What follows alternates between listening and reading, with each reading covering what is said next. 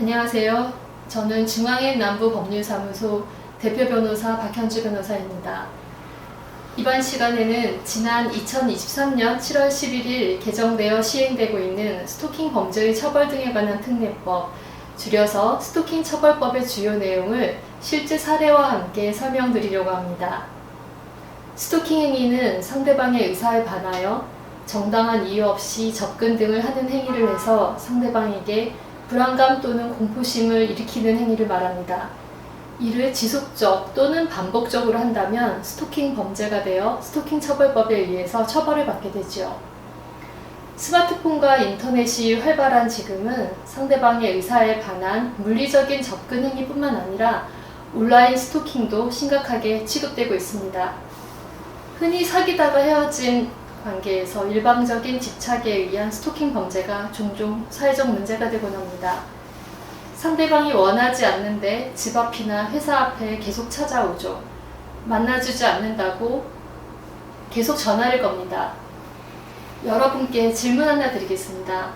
상대방이 전화를 하지 말라고 한 후에도 계속 전화를 걸어 상대방이 전화를 받았을 때 아무 말도 하지 않는 행위, 상대방이 전화를 받지 않자 계속 전화를 걸어 상대방의 휴대폰에 부재중 전화 표시가 찍히게 하는 행위, 이 두 가지 행위가 스토킹 행위가 맞을까요?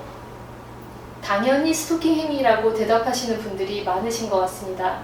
그런데 제가 검찰에 있을 때 실제 사건을 보면 검사별로 기소, 불기소의 의견이 달라졌습니다.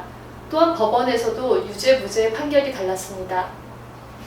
이는 개정되기 전 스토킹 처벌법 제2조 정의 규정에서 도달이라는 표현을 사용했기 때문입니다. 부재중 전화는 말이 도달하지 않았기 때문에 스토킹 행위가 아니라는 결론이 가능했던 것입니다. 결국 하급심 판단들이 달랐기 때문에 대법원은 지난 5월 18일 2022도 120375 판결에서 벨소리를 울리게 하거나 부재중 전화 문구 등이 표시되도록 하여 상대방에게 불안감 또는 공포심을 일으키게 하는 행위도 스토킹 범죄로 판단해서 유죄를 확정한 바 있습니다. 이러한 내용이 지난 7월 11일자 개정 법률에서 도달뿐만 아니라 말, 글, 영상 등이 상대방에게 나타나게 하는 행위 또한 스토킹 행위로 규정하게 되었습니다. 이제는 가해자가 상대방의 휴대폰에 부재중 전화로 찍히게 하는 행위, 전화를 걸어 아무 말도 하지 않는 행위도 스토킹 범죄로 처벌받을 수 있게 된 것입니다. 유사하게 스토킹 범죄에서 유죄, 무죄 문제되었던 사안은 카카오톡 프로필 사진과 관련된 사안입니다.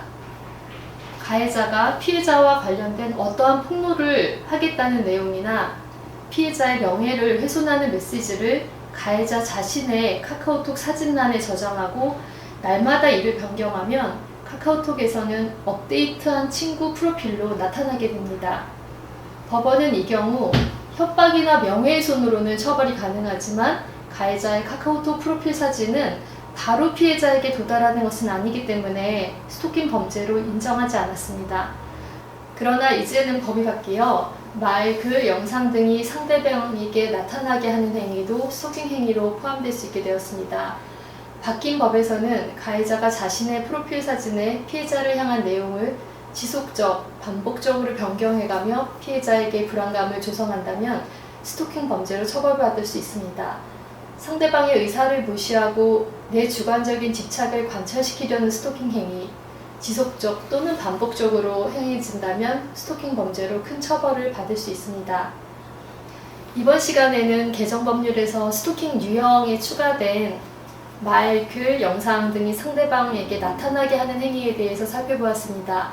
다음 시간에는 스토킹 처벌법에서 규정하고 있는 잠정 조치에 대하여 여러분과 말씀 나눠보겠습니다.